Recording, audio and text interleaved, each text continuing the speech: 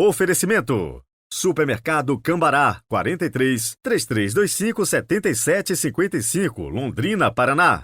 Econorte Revendedora Ford e Kia, 012 2170 4004, São José dos Campos e Caraguatatuba, São Paulo.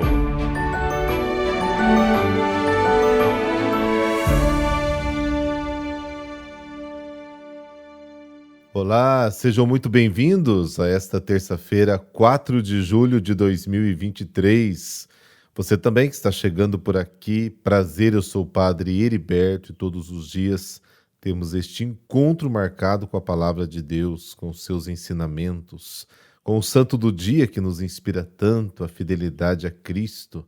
Então venha fazer parte da nossa equipe, se inscreva no canal Peregrinos do Rossio no YouTube, Evangelho do Dia no Spotify e Padre.Heriberto no Instagram. Iniciemos com a nossa oração do dia.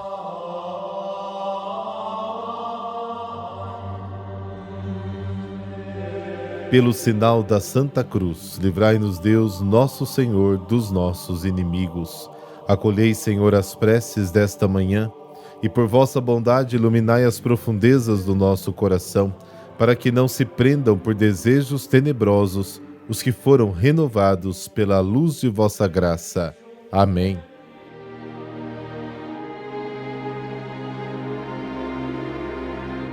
Mateus, capítulo 8, versículos de 23 a 27. O Senhor esteja convosco, Ele está no meio de nós. Proclamação do Evangelho de Jesus Cristo segundo Mateus. Glória a vós, Senhor.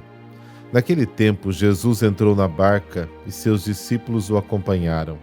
E eis que houve uma grande tempestade no mar, de modo que a barca estava sendo coberta pelas ondas.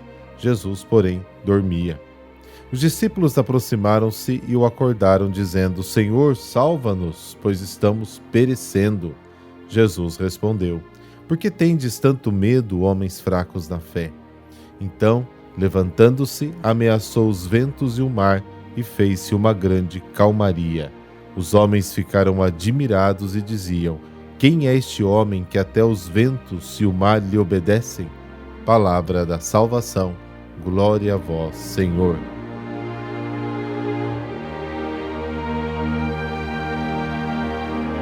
Mateus segue o Evangelho de Marcos, mas o abrevia e o insere no novo esquema que ele mesmo adotou. Em Marcos, o dia tinha sido muito pesado devido ao trabalho realizado. Após o discurso das parábolas, os discípulos levaram Jesus de barco e ele estava tão cansado que adormeceu sobre um travesseiro. Marcos capítulo 4. O texto de Mateus é bem mais curto, como nós vimos hoje no Evangelho. Diz apenas que Jesus entrou no barco e os discípulos o acompanharam. Jesus é o mestre, claro, os discípulos seguem o mestre. O Lago da Galileia está perto de altas montanhas. Às vezes, entre as fendas das rochas, o vento sopra forte nas águas, causando uma tempestade repentina. Vento forte, mar agitado, barco cheio de água. Os discípulos eram pescadores experientes. Se eles chegaram a calcular que iam afundar, significa que a situação era realmente perigosa. Mas Jesus parece não perceber e continua dormindo. Eles clamam: Salva-nos, Senhor, estamos perdidos. Em Mateus, o sono profundo de Jesus não é apenas sinal de cansaço, é também uma expressão de serena confiança que Jesus tem no Pai. O contraste entre a atitude de Jesus e a dos discípulos é gigante. E aí vem a reação de Jesus. Por que estáis com medo, homens de pouca fé?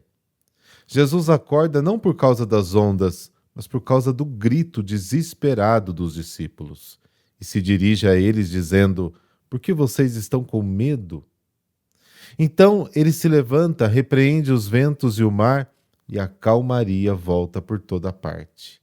Tem-se a impressão de que não havia necessidade de acalmar o mar, pois na realidade não havia perigo, o Senhor estava ali.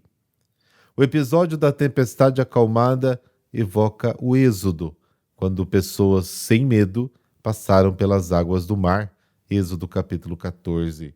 Jesus recria o Êxodo.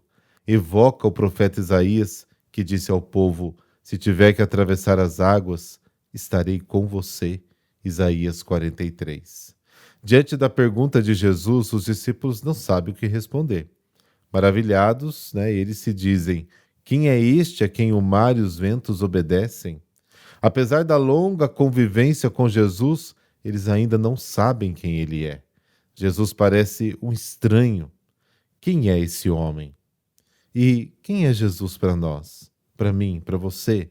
Essa deve ser a pergunta que nos impulsiona a continuar a escutar o Evangelho todos os dias, com desejo de conhecer cada vez melhor o significado e a importância da pessoa de Jesus para a vida.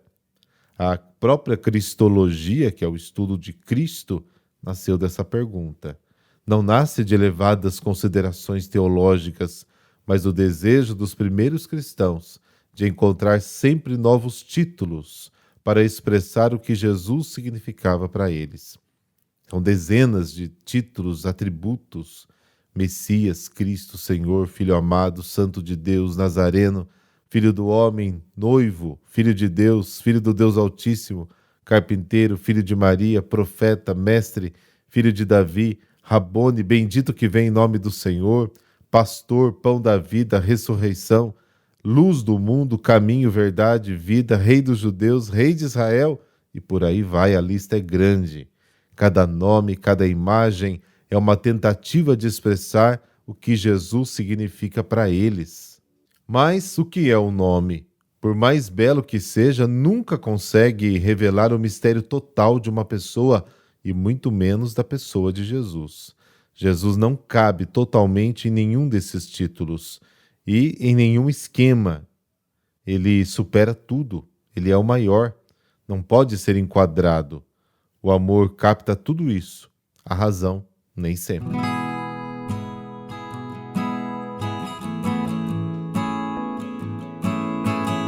Santa Isabel, de Portugal. Nasceu na Espanha no ano de 1271, pertencia à família real de Aragão, que lhe concedeu uma ótima formação, digna do seguimento de Cristo. Ela foi criada por seu avô, Tiago I, que estava recém-convertido ao cristianismo. Foi entregue em casamento ao rei Diniz, rei de Portugal, com apenas 12 anos de idade, e já dava testemunho de uma esposa cristã, uma mulher de oração e centrada na Eucaristia. Seu matrimônio foi um lugar de humilhação e santificação. Ela permaneceu fiel e amável, mesmo diante das traições e dificuldades com o esposo. Era rainha, mas nunca esqueceu que também era irmã dos mais necessitados. Ela ajudou, inclusive, a propagar a grande devoção a Nossa Senhora da Conceição, não só no seu meio, mas especialmente entre os pobres, junto com a ajuda que dava. Refundou em 1314 o mosteiro de Santa Clara de Coimbra. Também fundou em 1321, em Santarém, o Hospital de Nossa Senhora dos Inocentes, voltado para crianças que, por algum motivo, eram abandonadas por suas mães.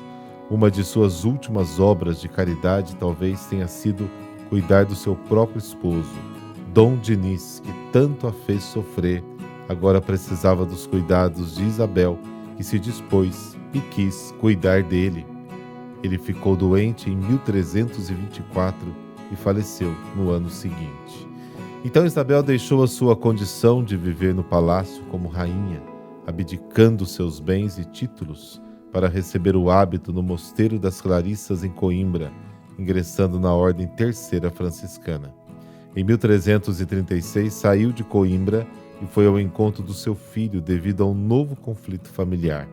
Mesmo enferma, conseguiu chegar, foi acolhida e ouvida por seu filho. Faleceu no dia 4 de julho de 1336 e foi sepultada no mosteiro em Coimbra. Foi canonizada pelo Papa Urbano VIII em 1665. Santa Isabel foi declarada padroeira de Portugal, recebendo do povo o título de Rainha Santa da Concórdia e da Paz. Santa Isabel, fostes uma exímia esposa, mãe, serva, rainha e religiosa, porque em tudo se dedicou ao amor a Deus e ao próximo. intercede por nós junto ao Senhor, para que também saibamos amar e nos doar a Ele e aos nossos irmãos. Amém. Abençoe-vos o Deus Todo-Poderoso, Pai, Filho e Espírito Santo. Amém. Boa terça-feira para você e muita luz para o seu dia.